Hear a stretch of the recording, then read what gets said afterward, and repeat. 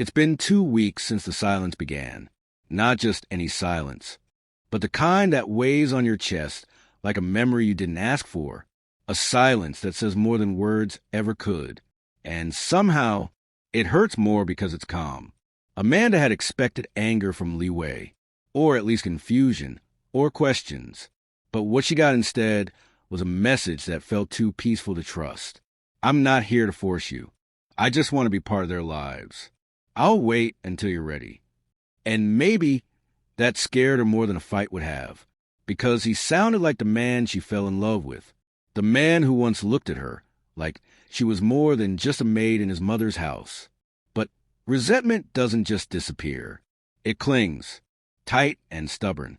She still remembered how he believed his mother over her, how she was thrown out, pregnant and alone, in a country where she had nothing, but no one believed her.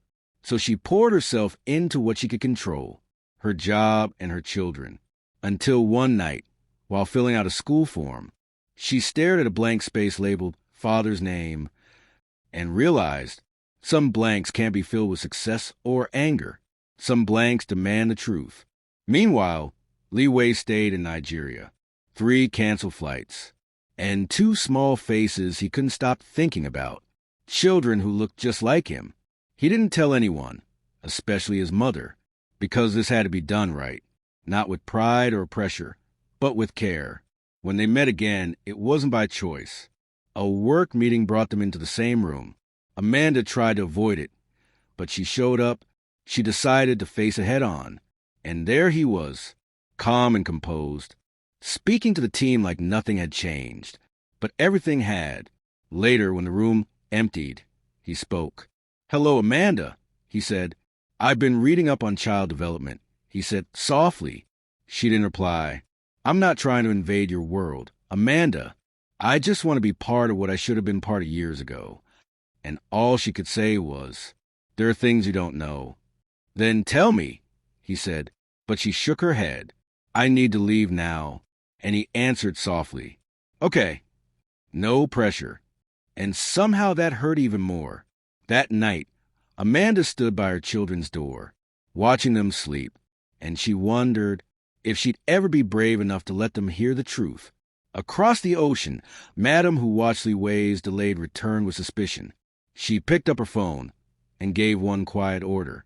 Find out what's happening in Nigeria, because something had changed, and this time, her son was no longer under her control. Silence has a way of following you, into conference rooms, into your apartment, into the quietest corners of your thoughts. For Amanda, it had become a second skin, tight and suffocating, but familiar. She hadn't told the kids anything.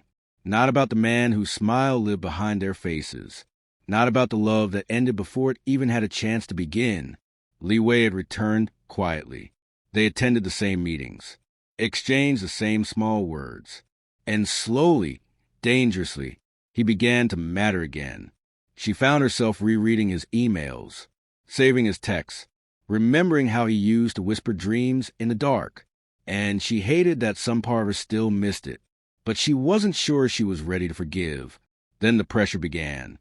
Her department's budget was suddenly cut. An unexpected audit. Whispers. Rumors resurfacing. Amanda was scared. She couldn't let anything interfere with her new life. She had something to protect. Why does it seem like someone was targeting her? It couldn't be Lee Wei. Could this be Madame who? She has no reason to interfere with her life again. She wants nothing to do with them again. At night, Amanda lay awake, staring at her ceiling. For once in 6 years, she was truly scared. Surely Madame who wouldn't come to cause chaos again, would she? What if she learns of her children? She's not going to let anything happen to them. She'd protect them even if it's the last thing she'd do. Meanwhile, Lee Wei seemed unaware. Still kind. Still respectful. Still separate. Amanda didn't know if he was trying to earn a place in her world again, or if he truly didn't realize what his mother was doing behind the scenes. Papers slipped from her hand in the hallway. She bent to pick them up, breath tight in her chest. When she heard him, "Let me help you." She didn't look up. "I've got it," she said. But he knelt anyway, gathering her documents. Someone raised a complaint about your last campaign, he said softly. That's ridiculous. You did everything right.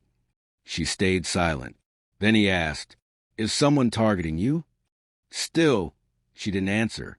It's the nature of the job, she finally muttered. He hesitated. If something's happening, Amanda, I want to help. You don't have to go through this alone. She looked at him just for a second, and then quietly she said, I've always gone through things alone, Way. You don't have to believe the worst of me. He flinched. Amanda, if only you just listen to me. I regretted what happened. I would never have allowed that to happen if I was there, especially if I knew you were pregnant. Asterisk, he replied with hurt evident in his voice. I'm not interested in your regret, she said. She walked away, a little bit shaken. Her heels echoed in the hallway. Across the sea, in Shanghai, Madam, who sat in a luxury suite, sipping tea, she called one of her trusted contacts in Lagos. Monitor Amanda closely, she said in Mandarin. Asterisk, if she slips even once, you know what to do. Her voice was calm, controlled, poison and pearls. But Amanda had survived worse. She had rebuilt herself from the ground up. This time, she wasn't just a girl who had fallen in love. She was a mother, a leader, a woman who refused to disappear. And shadows? They didn't scare her anymore. The night came quietly. No rain, no thunder, just the soft hum of Lagos traffic, and a weight in Amanda's chest that had no name. She sat by the window, watching her children drift to sleep, Chijioke hugging a pencil, Adiz curled around scattered drawings. And as she tucked the blanket around them, she whispered a truth she hadn't yet said aloud. I wonder what would have changed if I had told him from the start. But the past was heavy, and she had already carried it this far. So when the knock came, she wasn't surprised. She had known he would come. There had been too many close calls, too many glances, too many things left unsaid. She opened the door. There he was, Li Wei, standing in the hallway light, hands in his pockets, eyes tired, not from travel, but from chasing the truth for too long. Hi, he said softly. She didn't answer, just stepped aside. Let him in. He entered the room. The wall art, the children's school shoes, the life he had never been part of. They sat down quietly. He spoke first. I've been thinking about that night. The night you left. Or the night you were forced to leave. Amanda looked down, fingers gripping the fabric of her dress. It never made sense to me, he continued, what my mother told me. And I didn't doubt you. I tried to reach out to you. I didn't know you were deported. Amanda's voice came out low. You weren't supposed to. They made sure of that. Silence again. Then he asked, Why didn't you tell me? Amanda's breath caught. She looked toward the hallway, toward her children. Because I didn't know how to protect them, she said, or myself. And because deep down,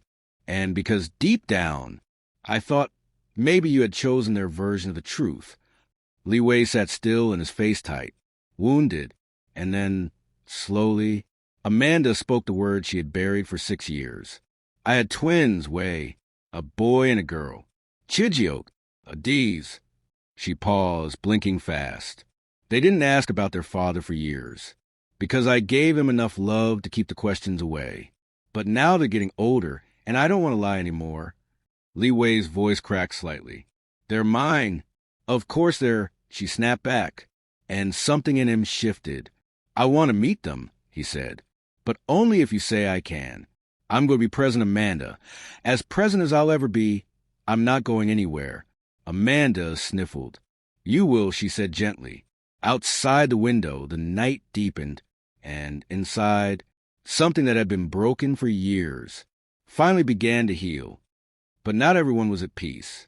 Across the city, in a hotel suite, Madam, who stood by the window, her phone in hand. She had followed her instincts and sent someone to investigate. And now, she had photos. 2 children. Children who looked unmistakably like her son. She stared at the images for a long time, not speaking, not blinking.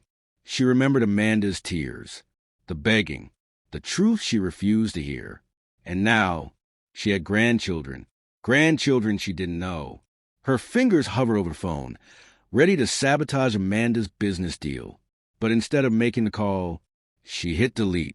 She wasn't ready to apologize, but for the first time in years, she was ready to stop the harm.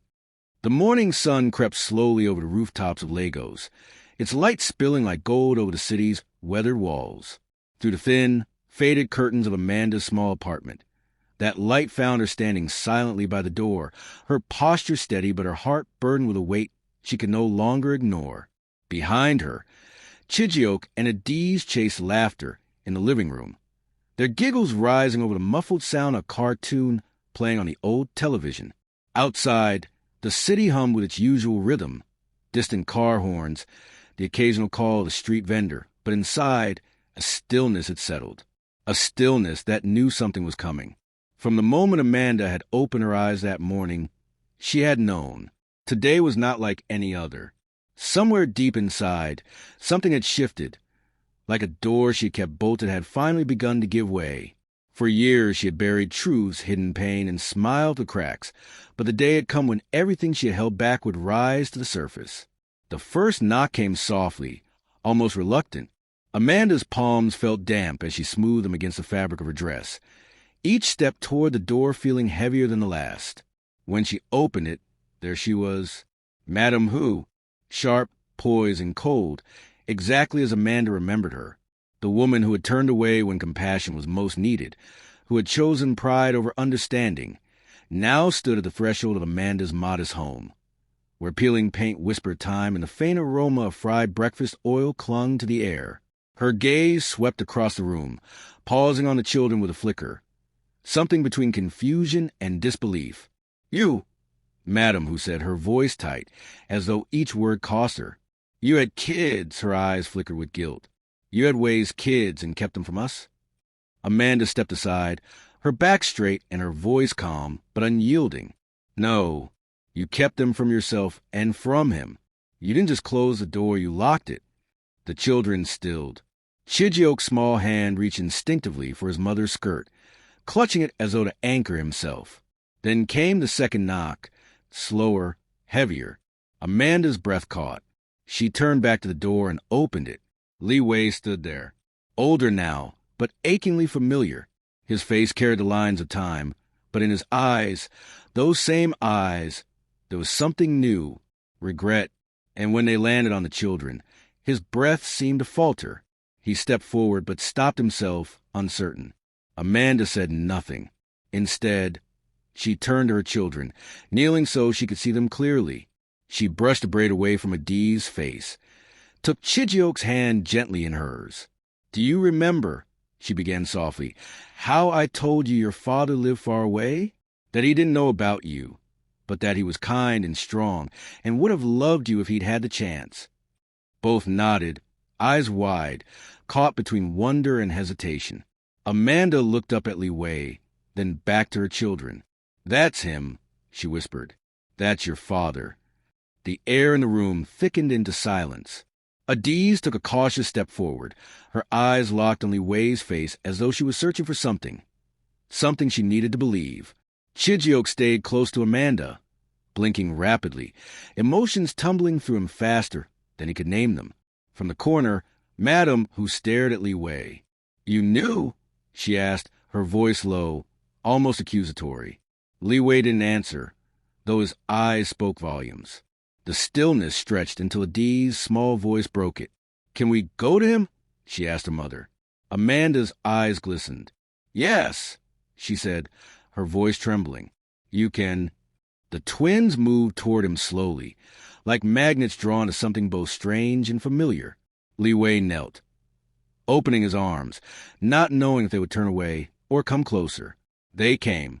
He gathered them into his arms, holding them as though afraid to let go. From behind, Madam Whose voice wavered.